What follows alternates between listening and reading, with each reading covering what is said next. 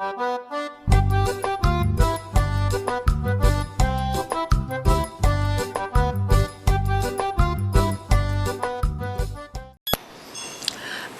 alunos, tudo bem com vocês? Vamos começar mais uma videoaula de história. Eu sou a professora Damiana, espero que vocês estejam bem e fiquem bem. E vamos manter os cuidados, o uso do álcool em gel, o uso da máscara, evitando a aglomeração, mantendo o isolamento social para preservar o nosso bem mais precioso, a nossa vida, todos os nossos familiares e de toda a população. Então, nosso assunto é dando continuidade ao capítulo 2, o início da República no Brasil, e que hoje nós vamos destacar da página 42 até a página 45 no nosso livro didático, que temos como tema a grande imigração. Imigração quer dizer a saída de pessoas de um país para o outro. Então, nesse período também da chamada Primeira República, que nós estamos estudando, os primeiros anos da República, aconteceu também o processo da imigração no Brasil. Pessoas que vieram de outros países para o Brasil em busca de uma vida melhor, em busca de trabalho. Vocês estão observando aí a imagem dessas pessoas chegando aqui no Brasil.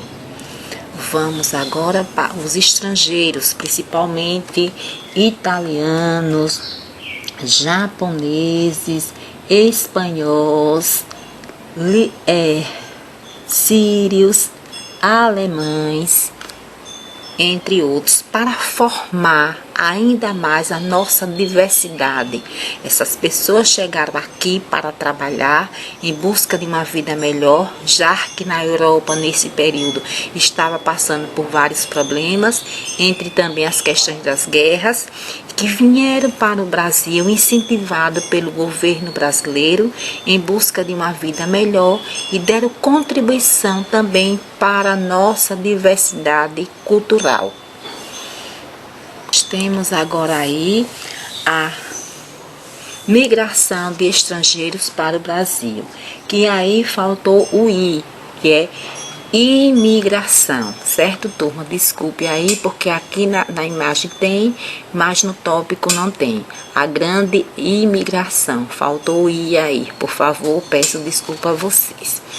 Então, que vieram de várias origens, então nós vamos ver que no início da República ocorreu no Brasil a chamada Grande Imigração.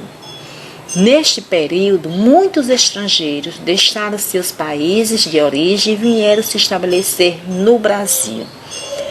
E justamente porque nesse período, nessa época, havia o quê?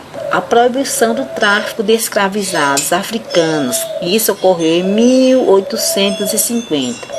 Diversos grupos da elite brasileira, então, tinham a ideia de que era necessário trazer imigrantes para o Brasil, a fim de substituir a mão de obra escravizada com a abolição da escravidão, isso em 1888, né? Para substituir a mão de obra escrava pela mão de obra assalariada. Aí o governo republicano deu grande incentivo à imigração para o Brasil. Ele investiu, incentivou e dava até subsídio a esse estrangeiro. Subsídio quer dizer, dava ajuda em dinheiro e fornecida pelo Estado. O Estado brasileiro dava ajuda em dinheiro, dava um subsídio para que esses povos viessem para o Brasil para trabalhar como mão de obra.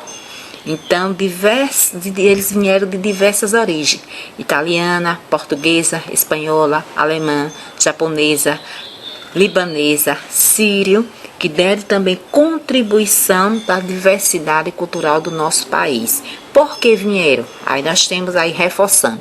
Em 1888, com a abolição da escravidão, né, os ex-escravos, alguns membros da elite rural brasileira achou por bem melhor trazer imigrantes para o Brasil para trabalhar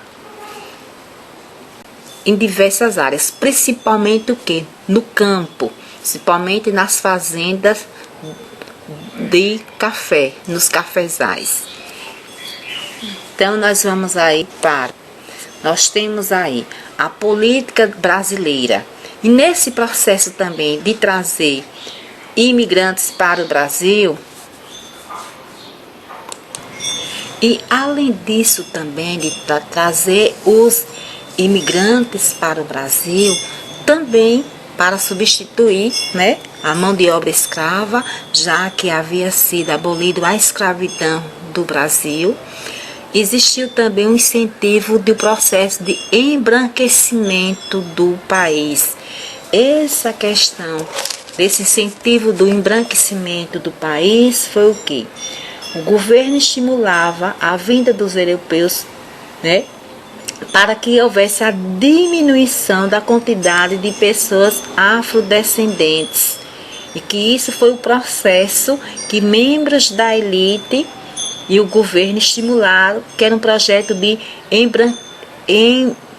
branqueamento da população brasileira. E que esse processo de branqueamento, o embranquecimento da população brasileira, esse branqueamento é uma das formas de quê? Do racismo à brasileira. É a questão de negar as questões da contribuição dos povos escravizados, que tiveram que lutar, que infelizmente ainda nos nossos dias a gente vê ainda muito preconceito, principalmente a questão do preconceito racial. Embora que pela Constituição brasileira, Constituição é o conjunto de leis que rege uma nação, um país, se cometer atos de racismo no Brasil seja um crime, e é um crime inafiançável, que não se paga fiança, mas a gente ainda vê algumas expressões, infelizmente, de preconceito. Existem também outras formas de preconceito. Então, esse processo de embranquecimento, de branqueamento do Brasil, foi negar as contribuições dos ex-escravos para a população brasileira. Uma forma também de um preconceito, um racismo à brasileira. Então, a abertura dos portos às nações amigas, e quando os imigrantes chegaram aqui no Brasil, muitos que vieram para cá foram trabalhar nos cafezais, como eu já falei, que havia o tipo de contrato estabelecido entre os imigrantes e os grandes proprietários, os grandes cafeicultores, era o chamado colonato. O colonato o que foi o colonato? O colonato foi um acordo que por esse tipo de tratado, todos os imigrantes, todos os integrantes da família do imigrante, incluindo homens, mulheres e crianças, deveriam trabalhar na lavoura de café. E em troca, cada família recebia uma parte do café colhido e uma pequena remuneração. Os imigrantes, eles moravam em pequenas casas localizadas nas sedes das fazendas. De acordo com o colonato, eles podiam utilizar pequenos lotes de terras onde cultivavam, quer dizer, plantavam cereais e legumes para a sua subsistência, e vendia o excedente, quer dizer, vendia o que sobrava da produção. Geralmente, os imigrantes eram proibidos de sair das fazendas em que trabalhavam sem autorização do proprietário.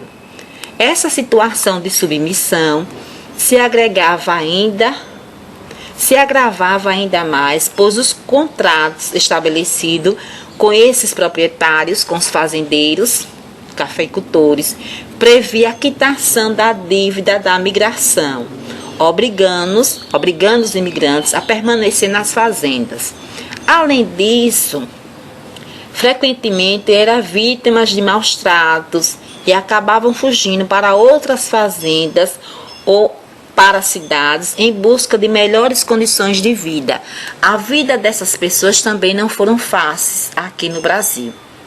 Então, o sistema de colonato, o fazendeiro cedia parte da plantação do café para o imigrante, cuidar, recebia parte em dinheiro e a outra devia plantar e vender para se sustentar. E o trabalho familiar, todos os membros da sua família trabalhavam.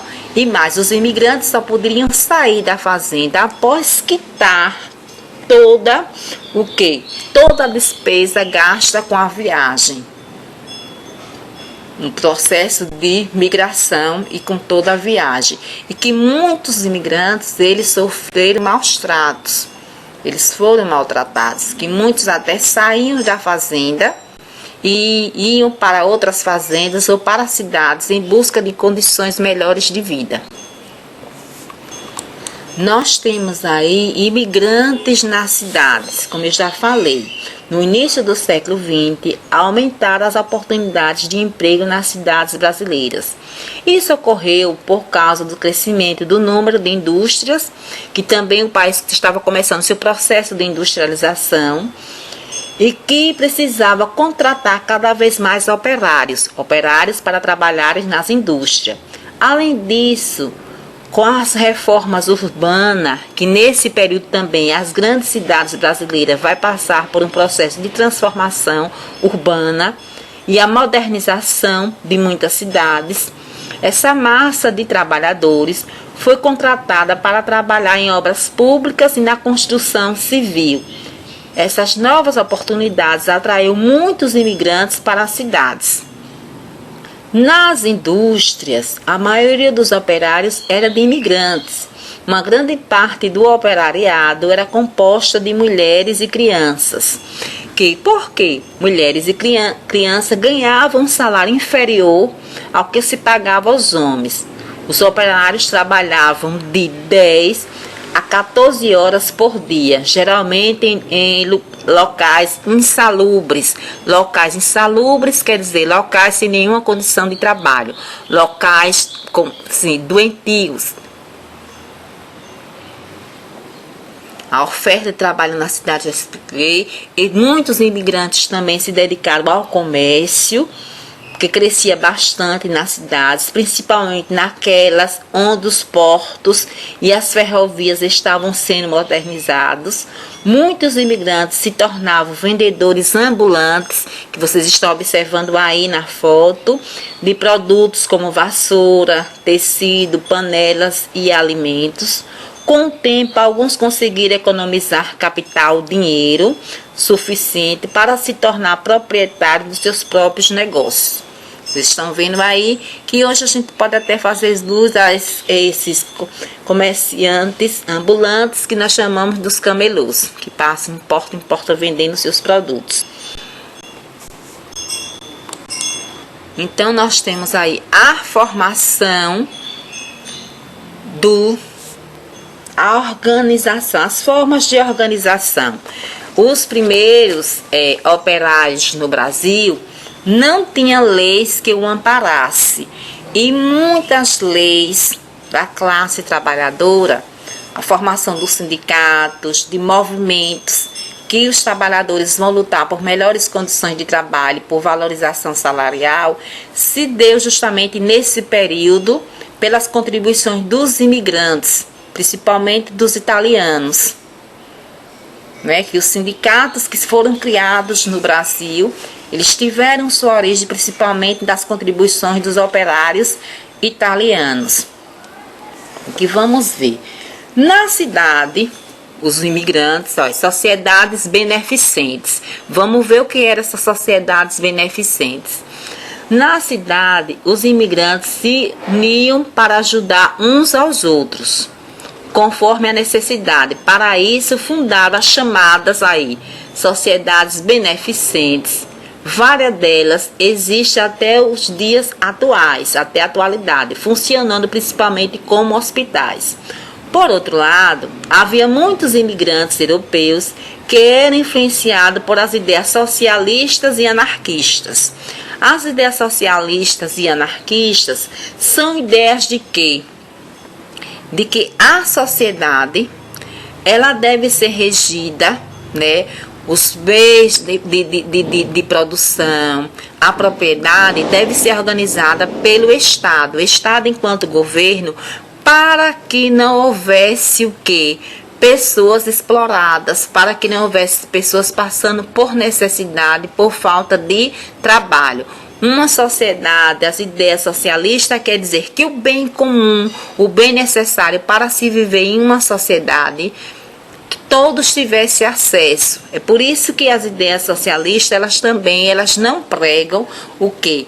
A questão da classe social. Rico, pobres, classe média, não. Todos são iguais. Por isso que sociais, todos são iguais. E que quem controla a economia e outras questões seja o Estado enquanto governo. E as ideias anarquistas também perpassa por isso.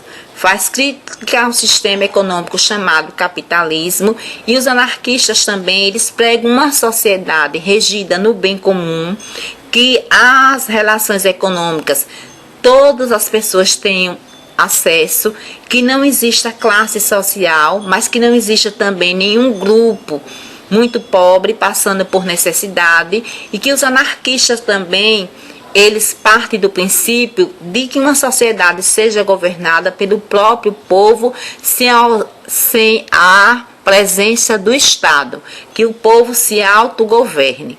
E foram essas ideias que chegaram aqui no Brasil, principalmente trazidas pelos italianos, por isso que diz os italianos anarquistas, que foram criados sindicatos no Brasil nesse período. E que criaram também, então, os socialistas e os anarquistas lutavam por direitos que consideravam indispensáveis, como a jornada de trabalho de 8 horas, a aposentadoria e o direito à greve. Vocês já ouviram falar de greve? Greve o trabalhador usa como instrumento de luta. A greve, fazer greve no Brasil não é ilegal. Participar de greve, de mobilização de trabalhadores no nosso país não é ilegal. É assegurado pela nossa Constituição, pela Constituição que nos rege, pelo conjunto de leis que rege o Brasil, que é a Constituição de 1988. E que diz também que o meio mais efetivo para se fazer exigência aos patrões é a questão da greve, de reivindicar melhores condições de trabalho, melhores salários. Então, buscando promover essa luta, a luta dos trabalhadores, muitos trabalhadores se organizaram nas chamadas ligas de resistência e ligas operárias, que deram origem aos primeiros sindicatos no Brasil. Foi também nesse contexto de lutas e reivindicações que eclodiu, quer dizer, que vai acontecer, que surgiu a greve geral dos operários em São Paulo em 1917. E que vocês estão vendo aí, eu trouxe a imagem para ver aqui o movimento operário brasileiro e suas conquistas no século XX. Que para que os trabalhadores tivessem alguns direitos na atualidade, foi preciso a luta aí no Brasil desses trabalhadores, principalmente dos imigrantes estrangeiros, né? Para que tivesse... Qual é a jornada de trabalho hoje? O trabalhador trabalha 8 horas por dia. Então, para que o trabalhador tivesse o direito de trabalhar 8 horas por dia, foi preciso a luta desses operários, a organização deles, a resistência desses trabalhadores ao longo da história, que fizeram os primeiros sindicatos, que são associações formadas por trabalhadores de uma mesma categoria e que vão lutar por melhores condições de trabalho e também pela valorização salarial, já que o trabalhador, ele trabalha vendendo sua força de trabalho para ganhar um salário. E peço que vocês leiam atentamente a página aí 43. E que leiam todas as páginas. Quem tem o livro, pega o livro didático e vai fazendo uma leitura, que ao fazer a leitura, vai ajudar vocês a entenderem melhor o nosso conteúdo. Então, nós vamos aí para, nesse período também, houve o que? A modernização das cidades brasileiras no início do século XX. Os grandes centros urbanos do Brasil passaram por transformações no seu aspecto urbano. E essa modernização das cidades vai estar o quê? De modelo que estava na Europa. Vão ser semelhante ao que estava de mais moderno em termos de urbanização na Europa. As principais cidades do Brasil vão passar por essa transformação no seu aspecto urbano. Vocês estão aí observando aí a imagem do Rio de Janeiro, que no período aí o Rio de Janeiro era a capital do Brasil, né, quando se modernizou. Aí é a Avenida Central no Rio de Janeiro. Aí temos aí as reformas porque passaram algumas cidades brasileiras no início do século XX. Então, no início do século XX, com o apoio das elites urbanas, né, os governantes brasileiros empreenderam uma série de reformas nas maiores cidades do país. Esses governantes pretendiam com isso modernizar as cidades e civilizar a população brasileira. Esse termo civilizar a população brasileira era que também colocar a população brasileira nos moldes da população europeia. Por isso também que está ligado ao processo de embranqueamento da população brasileira e negar as contribuições dadas pelos ex-escravos, pelos ex-escravizados. Que isso também foi um princípio de que esse ato, um princípio de racismo à brasileira. Mas que não pôde negar. Por quê? Porque mais da metade da população brasileira era escravizada. E que estava enraizado no povo brasileiro. Mesmo com a chegada dos imigrantes, mesmo os imigrantes dando contribuição para aumentar ainda mais a diversidade do Brasil, mas foi impossível o processo de embranqueamento do Brasil e negar as contribuições dadas pelos povos africanos que chegaram aqui no Brasil como escravizados. Isso resultou em um racismo, né? Mas que foi impossível esse processo. A elite brasileira tentou, apoiada pelo governo da época, mas não conseguiu. Assim também como as contribuições dos povos indígenas, dos povos nativos da terra, os povos indígenas. Né? Por isso que nós somos o povo brasileiro é um povo miscigenado. É o resultado da grande união, da grande mistura de vários povos, dos povos indígenas, dos povos portugueses, dos povos africanos escravizados e dos povos dos imigrantes que aqui chegaram, que esses imigrantes se concentraram principalmente no sul e sudeste do país e que deram contribuições para aumentar ainda mais a nossa diversidade. Tem cidades do sul do país que foram cidades fundadas por italianos, por alemão, que até no seu aspecto arquitetônico, que deram também sua contribuição, não só para a questão da contribuição da mão de obra na economia brasileira, mas também deram contribuição nos costumes do povo brasileiro. Então, o que vai se trazer de reforma dessas cidades? O que conseguiu reformar? Modernização das cidades, civilizar a população. Aí foi construído o quê? Largas avenidas, bonde elétrico, os bondinhos elétricos, a eletricidade que vocês já estão vendo aí na imagem, que antes era o quê? As cidades eram iluminadas, não tinha energia elétrica, eram iluminadas pelos lampiões, mas aí os postes, né, com a eletricidade, rede de água, luz e esgoto, Que outras novidades? O telégrafo, que nesse período não tinha o telefone celular não, gente. As pessoas se comunicavam através de quê? Das cartas. E com o advento do telégrafo, que aí vai dar surgir o que? O telegrama, a mensagem mais rápida. Houve o que? Uma grande transformação no meio de comunicação. As pessoas se comunicavam mais rápido. Fogões a gás, a geladeira, câmeras fotográficas e cinematográficas. Que esses produtos industrializados vieram principalmente da Inglaterra. Porque o Brasil ainda existia uma ligação comercial muito forte com a Inglaterra, herança ainda do período colonial. Então, turma, a nossa videoaula está chegando ao fim. Espero que vocês, reforço que vocês vão ao livro didático, façam a leitura, né?